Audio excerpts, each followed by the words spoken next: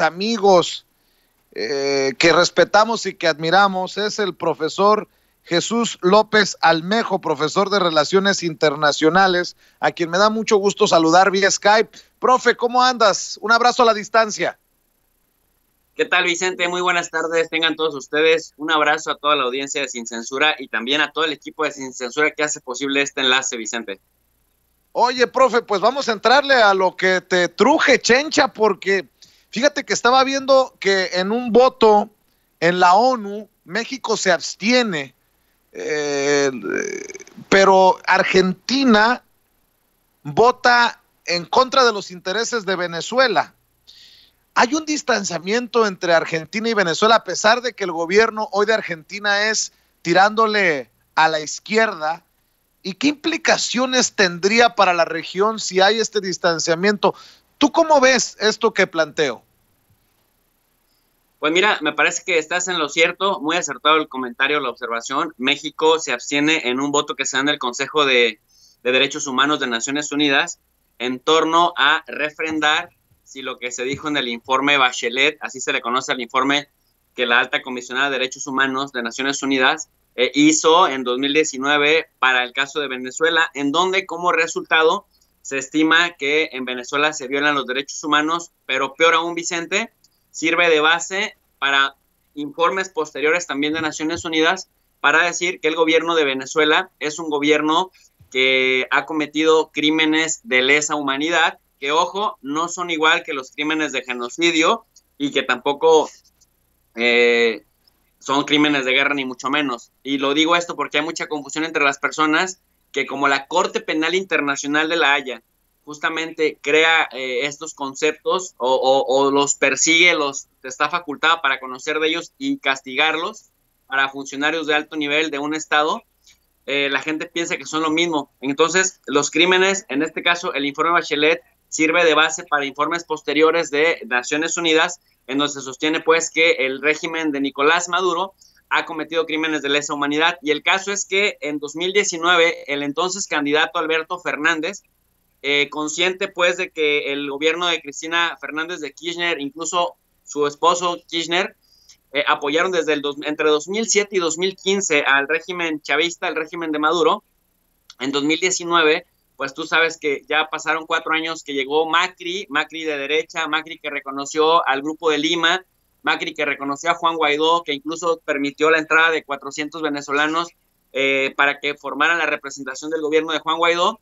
Tenía sentido porque Macri es pues empresario también de la derecha argentina, pero con la llegada de Alberto Fernández, se creía que Alberto Fernández iba a apoyar incondicionalmente a Nicolás Maduro. Sin embargo, la sorpresa fue que Fernández pidió al Ministerio de Relaciones Exteriores, encabezado por Solá, que revisara este informe, y a la deducción que llegaron es a que pues iban a votar a favor este informe para pedir al gobierno de Nicolás Maduro que no violara los derechos humanos de los venezolanos.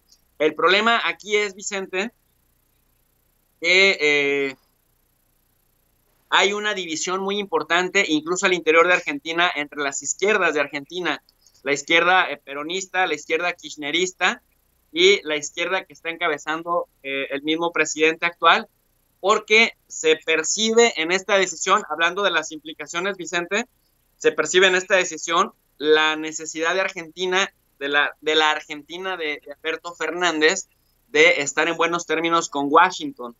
¿Por qué? Porque tú sabes que Washington tiene mucha incidencia sobre lo que se decida en el Fondo Monetario Internacional, y Argentina históricamente ha sido uno de los alumnos predilectos y además pues que han fracasado siguiendo las recetas neoliberales del Fondo Monetario Internacional, pero el Fondo Monetario Internacional en este momento va a jugar un papel muy importante de dos maneras en Argentina: en la renegociación de la deuda pública gigantesca que tiene Argentina, y también en facilitarle fondos a la Argentina para que pueda hacerle frente a esa deuda sin que sufra en el presupuesto para seguir ejerciendo sus políticas públicas.